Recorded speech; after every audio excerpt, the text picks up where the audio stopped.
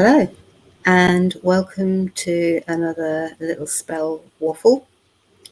Best way I can describe it, because that's where my brain is at the moment. And this one has come about because I have got quite a lot of travelling coming up over the next 2 to 3 weeks. And I'm starting to get organised and think about routes and planning what I'm going to take. And one of the things that I do is think about protection. Now, for me, I usually wear my protection. So they change months, years, sometimes. But yeah, my protection amulets are things that I wear. However, I know that there are people who don't like wearing jewellery for one reason or another, or don't like wearing jewellery when they are travelling. Again, for all sorts of different reasons. So that got me thinking, how would I then deal with it if I couldn't take my jewellery or my amulets? So as Rachel's book happened to still be beside my chair, I went to the Spells and Charms again, and sure enough, Rachel has got a travelling protection spell, and it's a lovely simple one. So this is the spell as it is in the book. This travel spell brings protection by using the energy of the east and the air. You will need a pebble, paint or marker pens, incense to represent air. Her suggestions are lavender, mint, or pine. Light the incense and sit facing east if possible with your pebble in front of you. Visualize having a safe journey. Then draw or paint an equilateral triangle with a line drawn across just above the baseline. This is the symbol for air. If you don't know it, Google, it'll show you. Or if you prefer, draw a cloud or some wavy lines, something that represents air to you.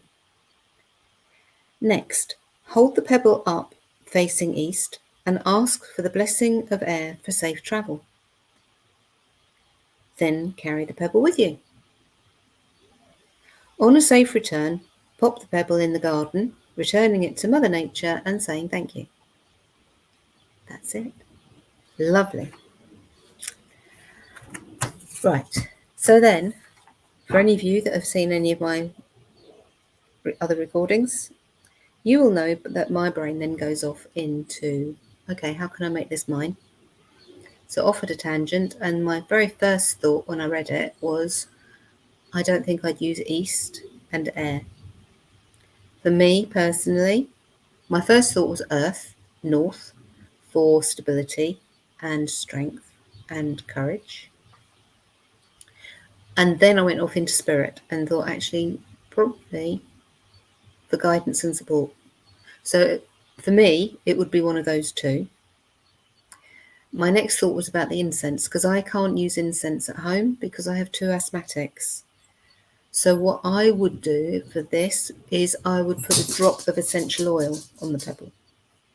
Whether that be lavender or mint or rose or rosemary, one of them. So that was where my head first of all took me on how I would make this spell my own. And then I thought, actually, you could take this to an altar. Most of us will have seen those lovely little boxes that people very kindly make up that you can buy, which have got little representations inside them that you can use as a travel altar. Pebbles. So you could have a pebble for the god and goddess with the male and female symbols written on them, as well as your other pebbles for your elements. Altar. Or if you're lucky enough to have a larger flat pebble, draw the symbols on that in whichever order makes sense for you. And then you've got a lovely flat pebble altar.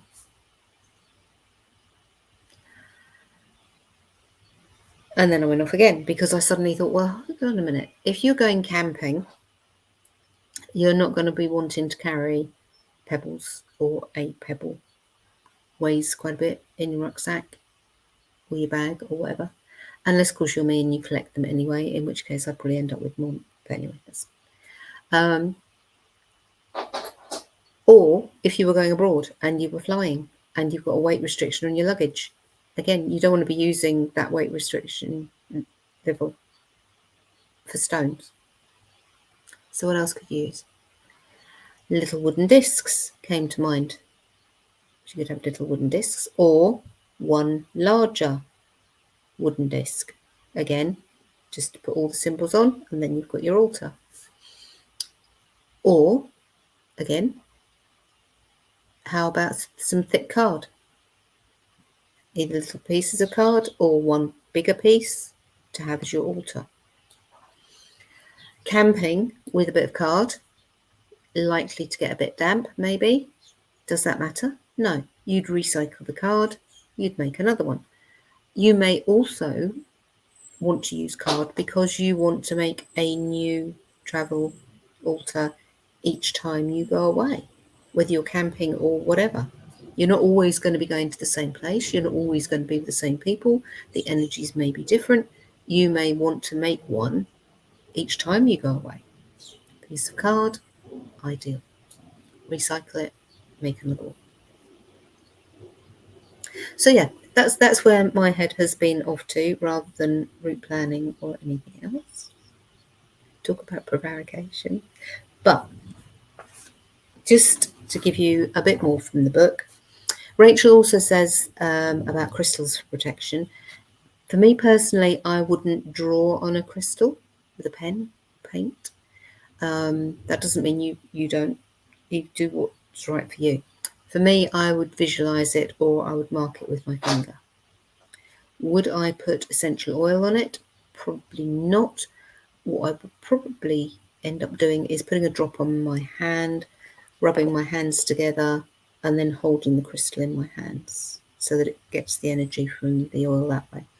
But yeah, crystals: amber, citrine, calcite, quartz, fossils, hagstones, obsidian, petrified wood, tiger's eye, just to mention a few.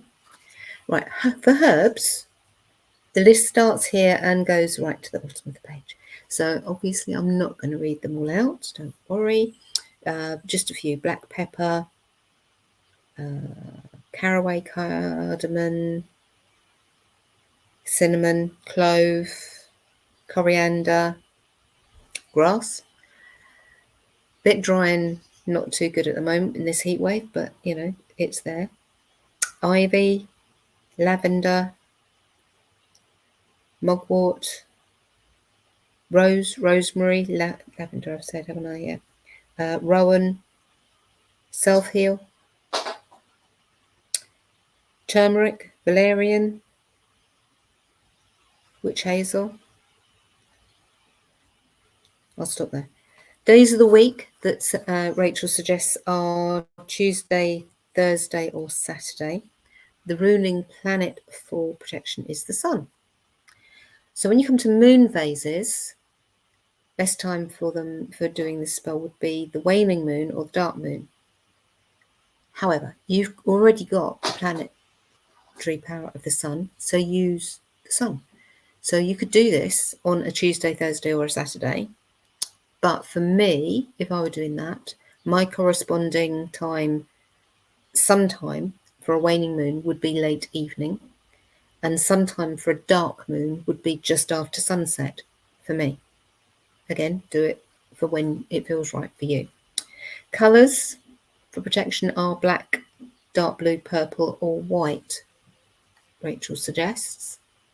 So if you were going to do this from the book and you were using east, then you could use white on your pebble. If I were going to use north, I would probably use brown or dark, very, very dark green. And if I were using spirit, then I would use purple. But go with what feels right for you.